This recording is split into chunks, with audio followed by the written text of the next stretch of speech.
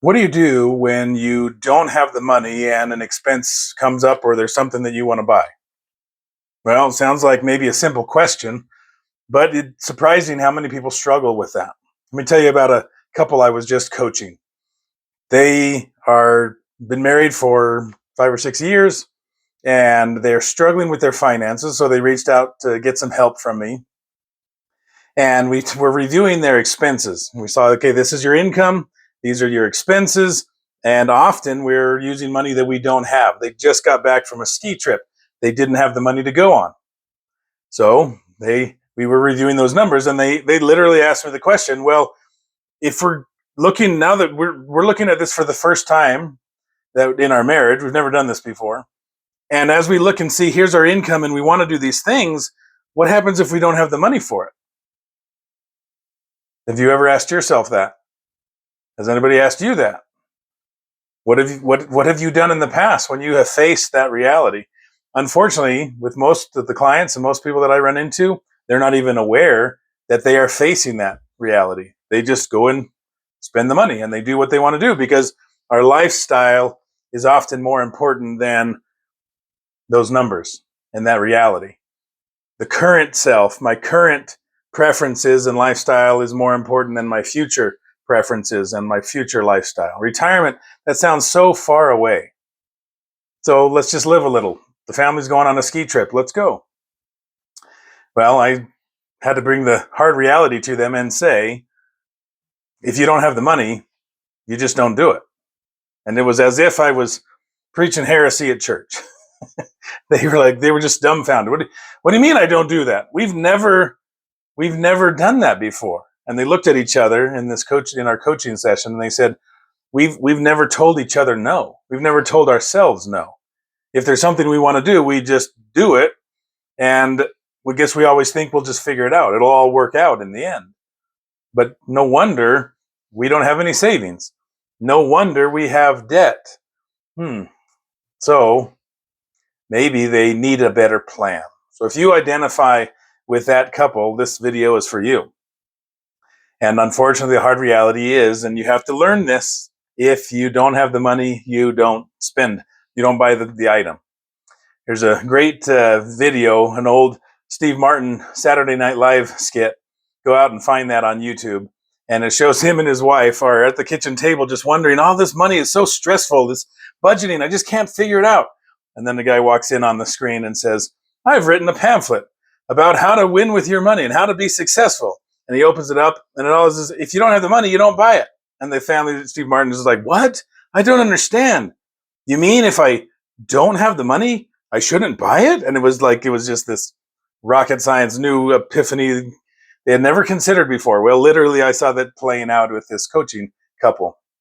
And good people, right? Doing the best they can, good incomes and trying to build their family and do the best they could. But they needed an outside perspective to stop them and say, if you don't have the money, you don't buy it. So how do we even know if we're in that situation, right? There's so many families, you might be one, that we don't even realize that we are spending money that we don't have. So the very first step you need to do is gain some awareness. Now, I'll give you a warning. Awareness can often be painful, right? Why do you think they say ignorance is bliss? Well, because awareness is painful.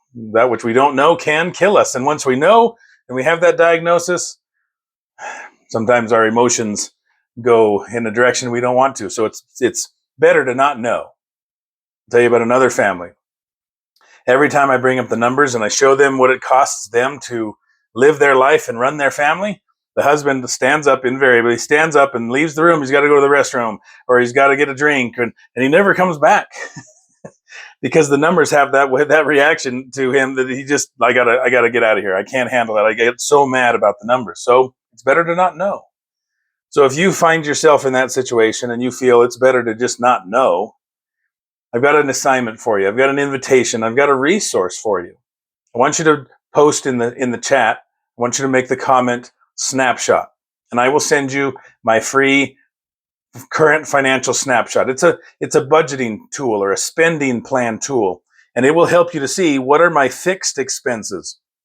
Those are my bills. They have due dates, like rent or the mortgage or my cell phone, excuse me, or the car payment, insurance, Netflix, all of everything that just it's regular every month. I have to pay this thing. Now on the other side, it has another section for the variable expenses. Those are your lifestyle expenses. Those are the things like gas and groceries and eating out and travel and clothing, things that you don't have to do, and they are like an accordion. They grow and shrink based on your usage of them. But just that step of being able to see what are my bills and what are my variable expenses, my fixed and variable expenses, that gives you a lot of awareness. And then there's another column on that you'll see when I send it to you for your income. So how much money is coming in and where is the money going out? And now with that visibility, with that awareness, you can stop and make some mindful, proactive decisions. And you can see, wow, I didn't know that it was so expensive to live. I didn't know this was where my money is going. And now with that awareness, now you can turn awareness into wisdom through action and say, okay, we need to reduce some of our expenses. We need to redirect some of this money from this category to that category. I think it was Zig Ziglar who said, show me a man's checkbook and calendar and I'll show you what's important to them. So look at where your money is going. And does that reflect your priorities? Those things that are most important to you. And if not, here's your chance. Use that awareness to turn into wisdom through action, that we are going to make some different choices. And when the money runs out, we're done. We're done spending. So take a look in the mirror or take a look at your spouse and make that commitment. We're not going to use money that we don't have. That's stage one, right? People that are doing that are stuck in stage one. That is the debt is growing stage. It's the most chaotic. You're bleeding to death, and sometimes you don't even realize that. So stop the bus, pull it over, and you need to decide we are not ever going to use money we don't have anymore. We really need to identify our needs and our wants. And maybe, like this family, maybe it's the first time you ever had that thought. Maybe that's the first time you ever stopped and talked to each other to say, you know, what we're doing is just not working. And it's not going to get us where we want to go. Once you realize you're heading in the wrong direction, how much further do you keep driving before you stop, pull over, turn around, and choose a better path to get where you're going? If what you're doing is not working, wisdom says change.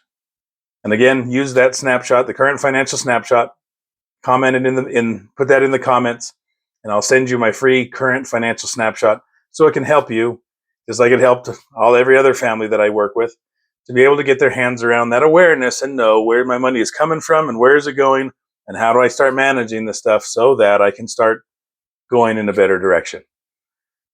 You can do this. It might be new thoughts, new directions like this other family, but if you don't make the change, then the future, unfortunately, is predictable. If you like your future, go for it. If you need to make a change, that's what we're here for. Me and my coaching team, we would love to be able to help you.